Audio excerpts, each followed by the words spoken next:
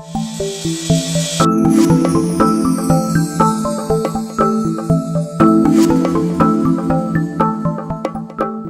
what's up everybody? It's Felix here with Jorge behind the camera once again for HeyDon'tShoot.com, and today we've got a very exciting video.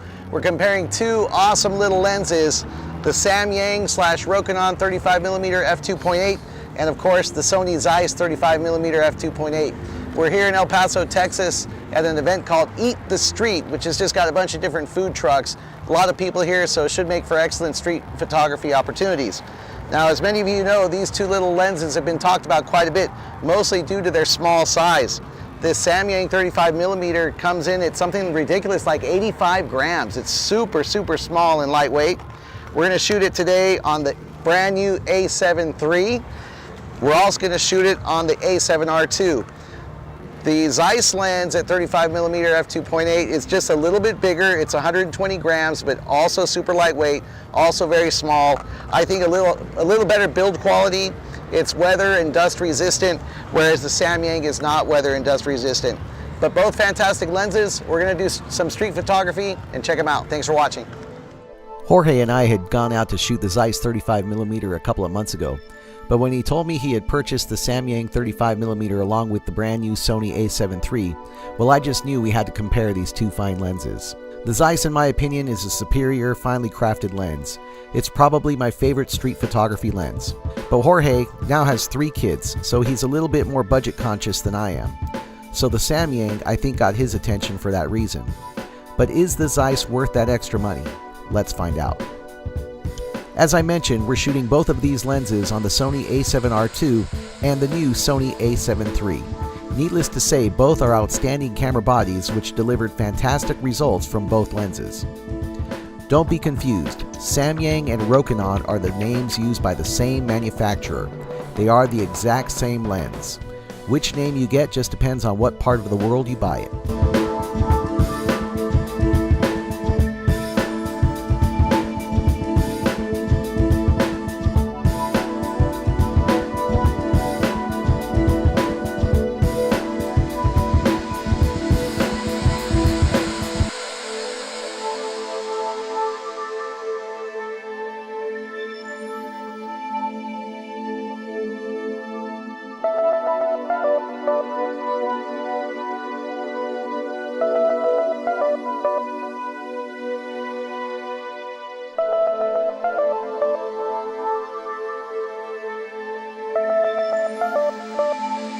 With the Samyang, you're not getting weather sealing and the body is made of a bit more plastic than the Zeiss. But it still feels sturdy given its size and weight.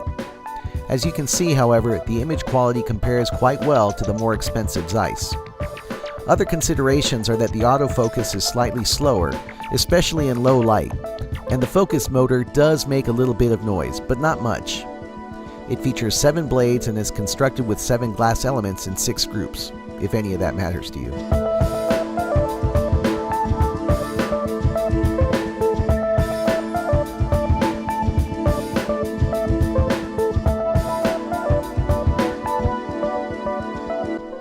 Zeiss is my favorite brand of lenses. They have enjoyed an impeccable reputation for years as one of the premier lens makers in the world, and with good reason.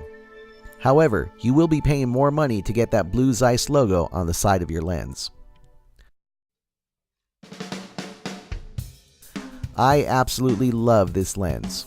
I switched to the Sony E-mount system to save on size and weight of my camera kits, and this lens really caught my attention when it first came out. But I balked at the $749 price tag. In fact, the original retail price was around $800 when it was first released. The good news is that you can find this lens used for anywhere between $450 and $600 as of May 2017.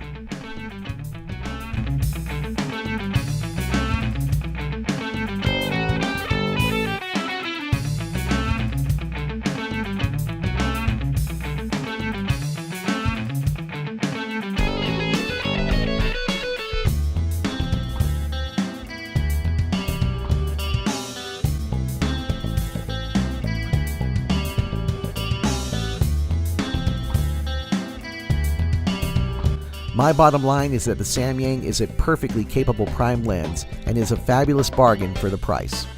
As far as image quality goes, I was really impressed with the little Samyang, but if I had to pick one, you know I'm picking the Zeiss.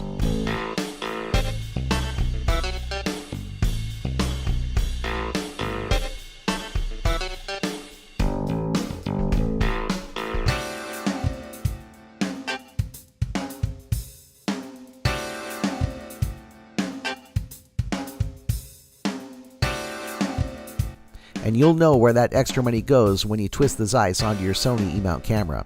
It's a better build and is weather sealed, which really comes in handy, as I can tell you from personal experience. We had a great time shooting at Eat the Street El Paso, and we even ran into our good friend David Davis, who has been a featured photographer in a few of our videos.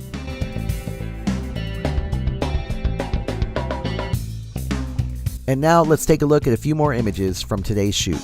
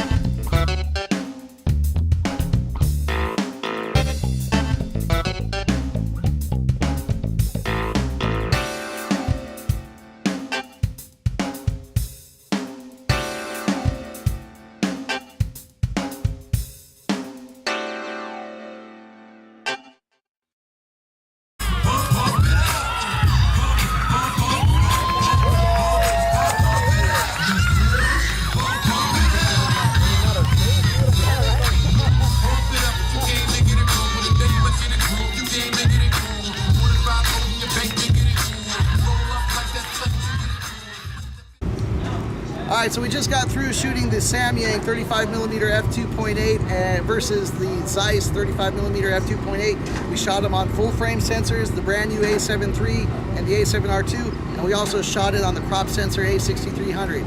It's really hard to tell the difference between the two of them, practically speaking, in this type of environment, street photography. Both were pretty quick on autofocus. I've read previously that the Samyang is a little slower autofocus than the Zeiss, but I really couldn't tell the difference. They were both pretty awesome. Thanks for watching another great episode of HeyDon'tShoot.com. For Jorge, I'm Felix, and David Davis even made a camera. Oh, hey. What? Yep. But he's a Canon shooter. Yes, I am. Yep. Uh-oh. Hey, we'll see you all next time. Be sure to like this video, subscribe to our channel. Check out our website, HeyDon'tShoot.com.